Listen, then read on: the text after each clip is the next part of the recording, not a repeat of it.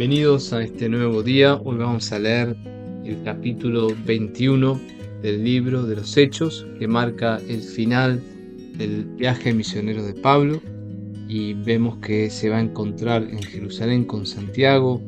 Antes va a visitar a algunos discípulos en camino a Jerusalén, y en Jerusalén va a iniciar su cautiverio. La traducción de la palabra de Dios que usamos es el libro del pueblo de Dios. Invoquemos al Espíritu de Jesús resucitado para que estas semillas caigan en tierra buena. Espíritu, avívanos, te anhelamos, Dios. Espíritu, avívanos, te anhelamos, Dios. Proclamamos Hechos 21. Después de separarnos de ellos, nos embarcamos y fuimos derecho a Cos. Al día siguiente llegamos a Rodas y de allí pasamos a Tara. Como encontramos un barco que iba a Fenicia, subimos a bordo y partimos. Avistamos la isla de Chipre y dejándola a nuestra izquierda, seguimos navegando en dirección a Siria, hasta que por fin atracamos en el puerto de Tiro, donde el barco debía descargar. Allí encontramos a algunos discípulos y permanecimos una semana con ellos. Estos, iluminados por el Espíritu, aconsejaban a Pablo que no subiera a Jerusalén, pero llegado el momento de partir, proseguimos nuestro viaje. Todos nos acompañaron hasta las afueras de la ciudad, incluso las mujeres y los niños. En la playa nos arrodillamos para orar. Habiéndonos despedido, nosotros subimos al barco y ellos se volvieron a sus casas. De Tiro fuimos a Tolemaida, poniendo así término a la travesía. Allí saludamos a los hermanos y nos detuvimos un día con ellos. Al día siguiente volvimos a partir y llegamos a Cesarea, donde fuimos a ver a Felipe, el predicador del Evangelio, uno de los 7, y nos alojamos en su casa. Él tenía 4 hijas solteras que profetizaban. Permanecimos allí muchos días, y durante nuestra estadía bajó de Judea un profeta llamado Ágabo. Este vino a vernos, tomó el cinturón de Pablo, se ató con él los pies y las manos, y dijo: El Espíritu Santo dice: Así atarán los judíos en Jerusalén al dueño de este cinturón, y lo entregarán a los paganos. Al oír estas palabras, los hermanos del lugar y nosotros mismos rogamos a Pablo que no subiera a Jerusalén. Pablo respondió: ¿Por qué lloran así y destrozan mi corazón? Yo estoy dispuesto no solamente a dejarme encadenar, sino también a morir en Jerusalén por el nombre del Señor Jesús. Y como no conseguíamos persuadirlo, no insistimos más y dijimos: que se haga la voluntad del Señor. Algunos días después, terminados nuestros preparativos, subimos a Jerusalén. Iba con nosotros algunos discípulos de Cesarea, que nos hicieron alojar en la casa de un tal Mnasón de Chipre, un discípulo de la primera hora. Cuando llegamos a Jerusalén, los hermanos nos recibieron con alegría. Al día siguiente, Pablo fue con nosotros a casa de Santiago, donde también se reunieron todos los presbíteros. Después de saludarlos, Pablo expuso detalladamente todo lo que Dios había hecho entre los paganos a través de su ministerio. Ellos alabaron a Dios por lo que acababan de oír, pero le advirtieron: Tú sabes, hermano, que millares de judíos han abrazado la fe y que todos ellos son celosos cumplidores de la ley. Ahora bien, ellos han oído decir que con tus enseñanzas apartas de Moisés a todos los judíos que viven entre los paganos, diciéndoles que no circunciden a sus hijos y no sigan más sus costumbres. ¿Qué haremos entonces? Porque seguramente se van a enterar de tu llegada. Tienes que hacer lo que te vamos a decir. Aquí tenemos a 4 hombres que están obligados por un voto. Llévalos contigo, purifícate con ellos y paga lo que corresponde para que se hagan cortar el cabello. Así todo el mundo sabrá que no es verdad lo que han oído acerca de ti, sino que tú también eres un fiel cumplidor de la ley. En cuanto a los paganos que abrazaron la fe, les hemos enviado nuestras decisiones, a saber, que se abstengan de la carne inmolada a los ídolos, de la sangre y de la carne de animales muertos sin desangrar y de las uniones ilegales. Al día siguiente, Pablo tomó consigo a esos hombres, se purificó con ellos y entró en el templo. Allí hizo saber cuándo concluiría el plazo fijado para la purificación, es decir, cuándo debía ofrecerse la oblación por cada uno de ellos.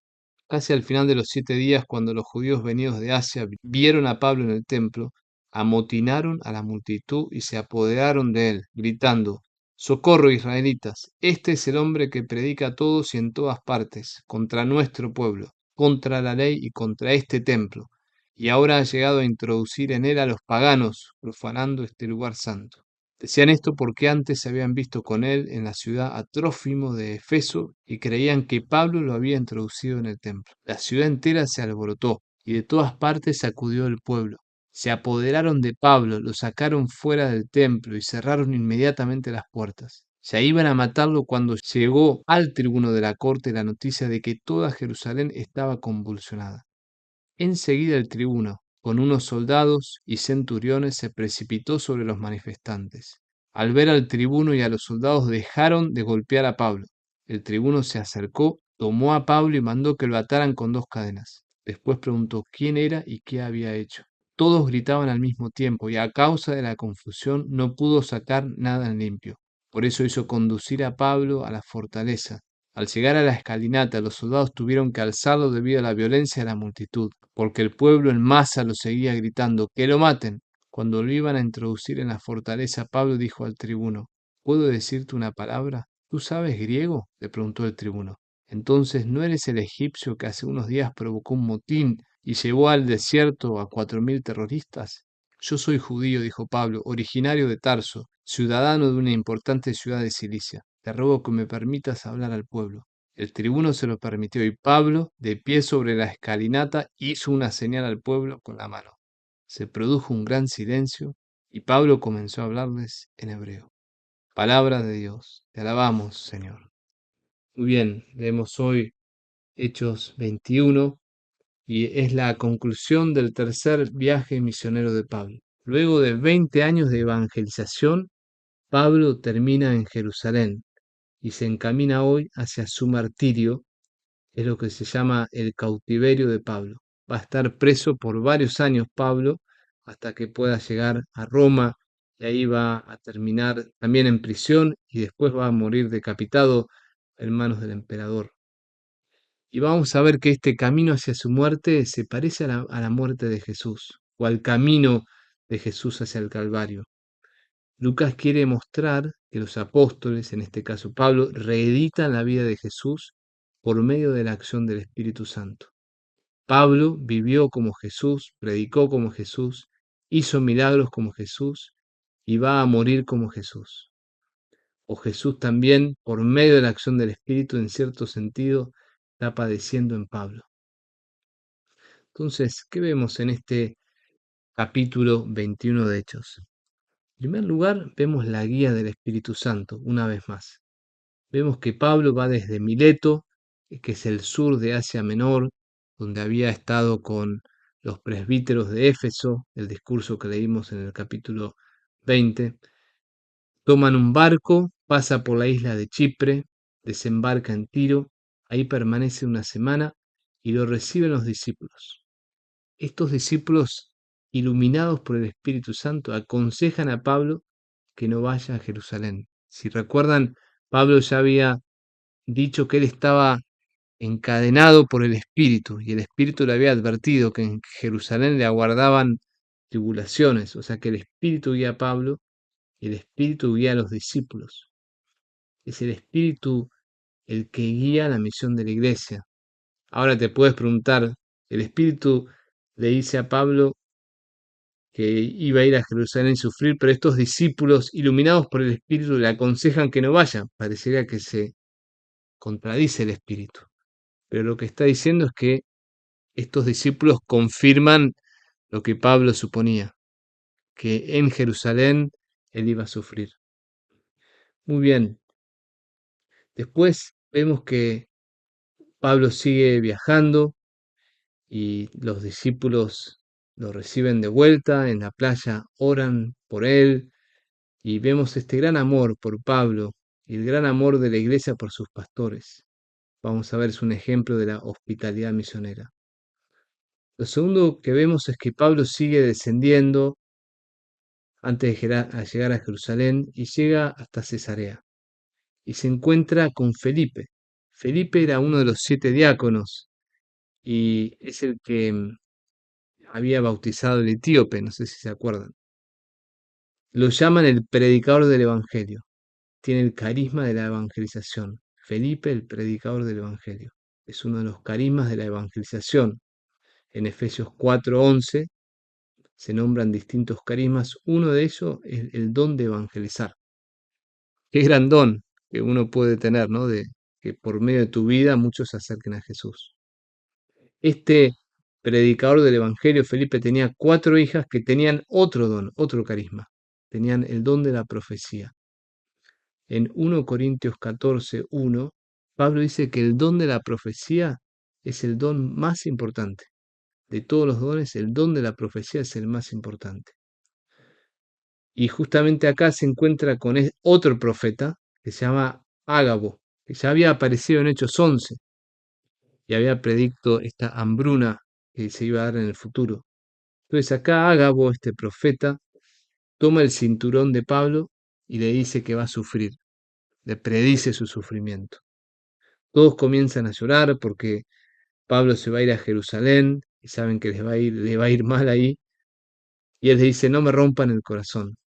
Sé que es duro, pero esta es la voluntad de Dios. Ellos no querían que vaya a Jerusalén porque sabían que iba a morir ahí. Pero Pablo dice, yo estoy dispuesto no solamente a dejarme encadenar, sino también a morir en Jerusalén por el nombre del Señor. Como no lo consiguieron persuadir, no insistimos y dijimos que se haga la voluntad del Señor, que se haga la voluntad del Señor. Entonces, otras 2 enseñanzas más. Uno es este gran don, que es el don de la profecía. Y segundo, este gran don, que es hacer la voluntad de Dios, que se haga la voluntad de Dios, que se haga la voluntad del Señor. Aunque es difícil, estos discípulos ven que es voluntad de Dios que Pablo vaya a Jerusalén. Y la aceptan, la abrazan y encaminan su vida en esa voluntad. Muy bien. Es muy bueno decir FBD, Fiat Voluntas Dei, que se haga la voluntad de Dios. Después vemos que Pablo va hacia Jerusalén. Jerusalén estaba a 65 millas de Cesarea y era un viaje de 3 a 4 días. Aclaro que es Cesarea marítima, no es la Cesarea donde Pedro proclamó su fe en Cristo. Esta es otra ciudad que se llama Cesarea marítima porque queda al lado del mar. Entonces Pablo va a Jerusalén y ahí lo recibe Mansón de Chipre, que dice que era un discípulo de la primera hora. Dice que los discípulos lo recibieron con gran alegría, o los hermanos en Jerusalén lo recibieron con gran alegría. Por eso una cuarta enseñanza es esta gran virtud de la hospitalidad, esta capacidad de recibir en tu casa con alegría a los demás. Es una gran herramienta de la evangelización, la hospitalidad. Fíjense cuántas veces Jesús evangelizó al ser recibido en una casa, la casa de Zaqueo, la casa de Pedro y muchas casas más. Es un modo de evangelizar muy sencillo, invitar a alguien a comer a tu casa y recibirlo como alegría. Como acá Pablo fue recibido con alegría. Muy bien, aquí en Jerusalén, Pablo se encuentra con Santiago. ¿Quién era Santiago? El obispo de Jerusalén. Acuérdense, no era el hermano de Juan, era Santiago, el hijo de Alfeo, el que escribe la carta de Santiago.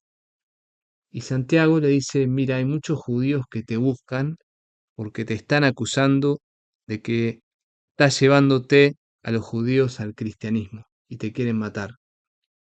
Entonces le recomienda que vaya al templo y haga un voto mostrando que él cumple todavía las prescripciones del judaísmo. Bueno, Pablo hace esto, va al templo en Jerusalén, hace este voto, y bueno, dice que hay unos judíos que vienen de Asia, que lo conocían ya a Pablo por todos los judíos que Pablo ya había convertido al cristianismo, y lo acusan a Pablo de haber introducido en el templo a un pagano que se había convertido, que se llama Trófimo de Efeso. Pero fíjense que el libro de los Hechos dice, no dice que Trófimo de Efeso entró en el templo. Lo vieron en la ciudad de Jerusalén con él y lo acusaron falsamente. ¿Qué pasa? La multitud sigue las palabras de estos judíos de Asia y se amotinan sobre Pablo y lo empiezan a golpear. Lo empiezan a golpear. Entonces, cuando lo estaban por matar a Pablo, llegó el tribuno de la corte. ¿Quién es el tribuno? El tribuno era un oficial romano a cargo de 1000 soldados. Era un oficial romano que tenía 1000 soldados. El tribuno dice que dejen de golpear a Pablo. Dejen de golpear a Pablo. Tomó a Pablo, lo hizo atar con 2 cadenas, le preguntó por qué lo acusaban y lo hace entrar en su fortaleza. Lo protege a Pablo. El tribuno pensaba que Pablo era un egipcio que quiso atacar Jerusalén con 4000 personas en el año 54. Pero de repente Pablo le habla al tribuno y le habla en griego. Entonces dice, no eres el egipcio, porque un egipcio no hablaría griego, sino hablaría en egipcio. Y ahí le empieza a explicar quién es. Y le pide que le dé la palabra para que hable a la multitud. Pablo silencia a la multitud desde la escalera y empieza a hablarle a estos judíos en hebreo, o más bien en arameo. Y mañana vamos a ver el discurso de Pablo a los judíos en Jerusalén. Muy bien, ¿cómo podemos aplicar este capítulo 21 de Pablo? Resalto lo que se llama el don de la profecía. Acá está el profeta Ágabo, está Pablo hablando en nombre de Jesús, y están también estas hijas del diácono Felipe que eran profetas. El profeta es el que habla en el nombre de Dios. Es el que habla en el nombre de Dios. Pablo, en 1 Corintios 14, dice que el don de la profecía es el don más importante y tiene 3 finalidades. La profecía sirve para edificar, exhortar y consolar. Las palabras dichas en nombre de Jesús edifican, hacen crecer lo que es bueno en el otro. Segundo, exhortan, dan fuerza, animan cuando hay duda. Y tercero, consuelan. Cuando hay dolor, las palabras proféticas dan fuerza en medio de la cruz. Todos somos sacerdotes, profetas y reyes. Desde el bautismo tenemos este don de la profecía. Por eso pidamos la gracia de tener palabras ungidas que ayuden a las demás. No palabras violentas, no palabras de queja, no palabras de crítica, no silencios, sino que podamos edificar el bien que está en nosotros, exhortarlos a hacer el bien y alentarlos cuando la gente esté sufriendo. Oremos. Gracias, Padre, por este gran apóstol Pablo que se deja guiar. Gracias por estos hermanos que nos enseñan a practicar la hospitalidad misionera. Y gracias por el don de la profecía. Danos hoy, en este día, por la acción de tu Espíritu Santo, la gracia de hablar a las personas palabras que edifiquen, que exhorten y que consuelen. Amén. Que tengas buen día y te veo mañana, que puedas hoy vivir la continua y amorosa presencia de Dios y hablar en el nombre de Dios a los demás.